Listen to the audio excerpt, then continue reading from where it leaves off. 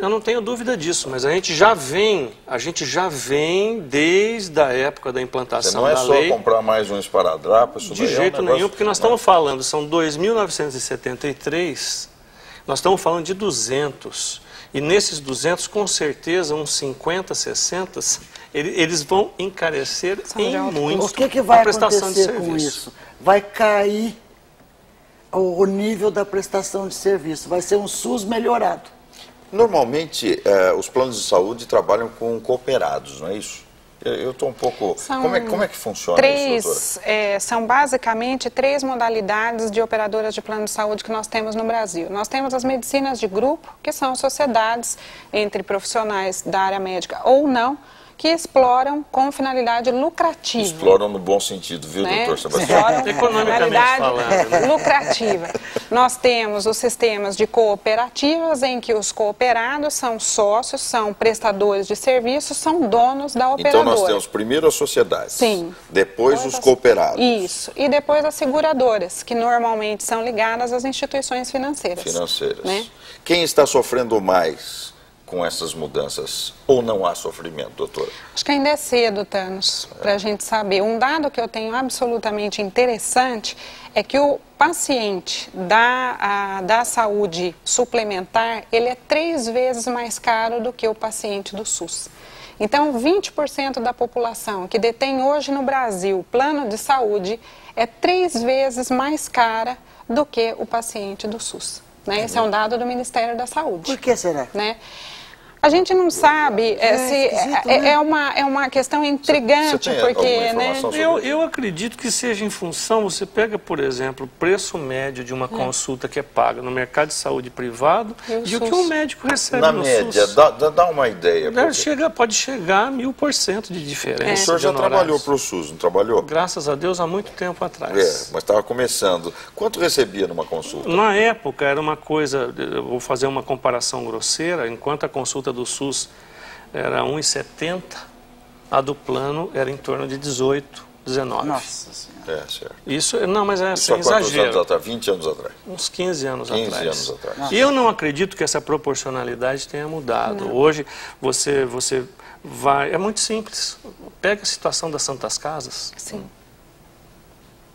Um hospital como Irmãos Penteado, vai lá ver quanto que o SUS paga por um parto. Quanto o SUS paga por um parto? O SUS paga por uma cirurgia de apendicite, que é uma cirurgia, quando detectada no início do processo, uma cirurgia simples, em que o paciente fica pouquíssimos dias no hospital. Mas é uma diferença muito grande. É muito grande. De 1 para 20. Então hoje, por exemplo, você pega um parto que em média pode variar nos convênios dependendo de acomodação, etc, a classificação do hospital, pode ir de 2 a 4, 5 mil reais, enquanto no SUS não deve se pagar mais do que R$200 um parto, com médico, anestesista, com a enfermeira, com o hospital, com a refeição, com a roupa limpa para o paciente. Lá fora é assim também, em outros países, ou países com maior... Eu fico me perguntando como será na França, né? Que lá não tem medicina privada. Ah, não tem? Não tem. Eu acredito, Thanos, que a grande diferença do Brasil... O tratamento é excelente. Aonde você Na França. E proporcionalmente, quanto será que eles pagam de imposto lá em relação a nós? Né? Muito menos. Agora, essas medidas, elas vêm para melhorar o sistema de saúde ou para piorar? Dê a sua opinião. Participe, cidadania no ar, @tvseculo21.org.br ou telefone 0 operadora 19 3871 9620. Eu faço um break aqui e a gente volta já já com Cidadania no Ar, porque aqui seu direito é o nosso tema.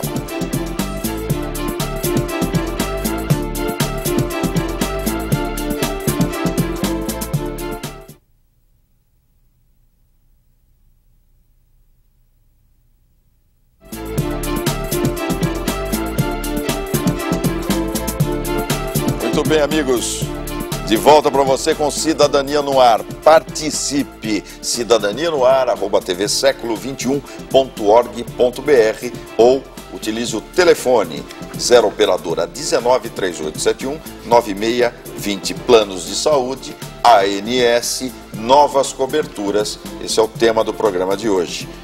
Mas antes de continuar debatendo esse tema com os nossos convidados, vamos aos e-mails, que são muito importantes, porque são e-mails de quem tem dúvidas e de quem confia nas respostas que a senhora, a doutora Tereza Doro, encaminha.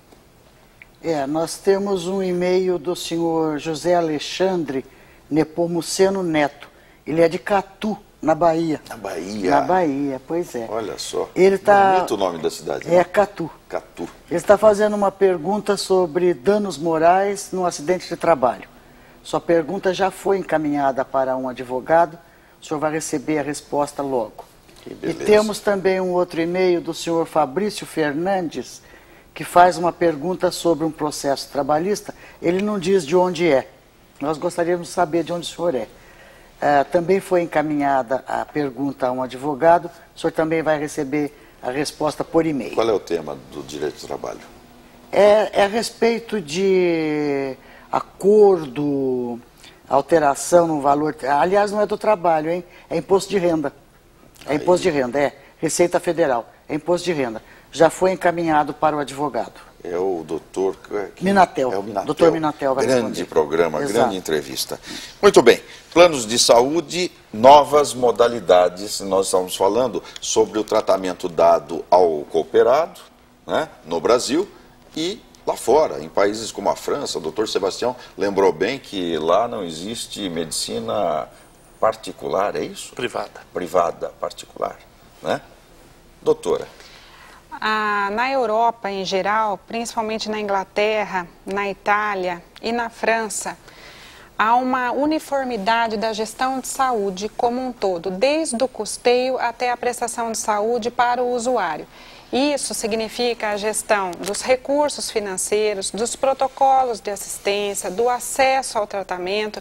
Então é diferente. Aqui no Brasil nós temos que a fonte de custeio é a mesma. É um engano achar que não é. A saúde pública depende da saúde suplementar, tanto quanto a saúde suplementar depende da pública. Mas o fator é comum só nesse ponto. Na hora da gestão, de firmar protocolos, quem tem ou em que momento deve se fazer uma ressonância magnética, se no SUS o paciente não consegue, ele paga, no particular ele consegue. Então nós não estamos avaliando a questão da indicação médica, nós estamos avaliando quem pode pagar. Só que a fonte de custeio é a mesma. O senhor concorda? Concordo.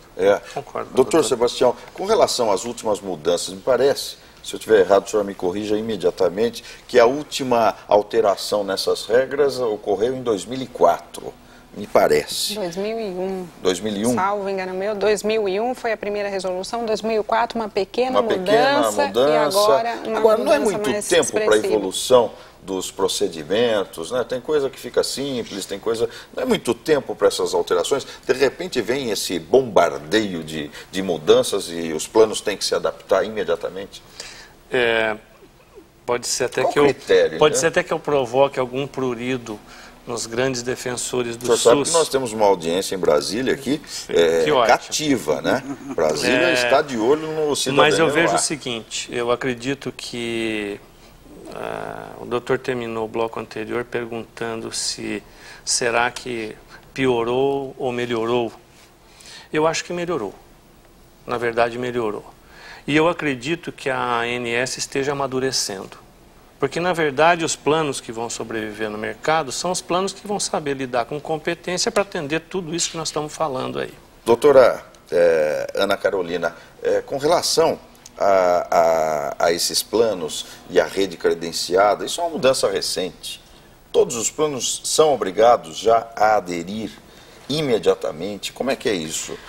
O plano, ele está obrigado a disponibilizar o serviço. O senhor já fez isso lá no seu Já plano? estamos atendendo, Todos? obrigatoriamente. Obrigatoriamente, quer dizer, é uma resolução? É uma resolução. Caso o plano não tenha disponibilizado ao usuário, se o usuário tiver a necessidade de não encontrar a operadora, vai ser multada pela Agência Nacional de Saúde. E a multa é grande? Ela varia de 5 mil a 2 milhões de reais. Nossa, 2 milhões de reais é uma boa multa. É uma pancada. Agora, se o paciente que vai ao seu plano não é atendido, você servir de um outro serviço depois ele pode cobrar do plano que ele pagou? Então, essa é uma polêmica que envolve o tipo de contrato que o usuário mantém, se é um contrato de mensalidade ou se é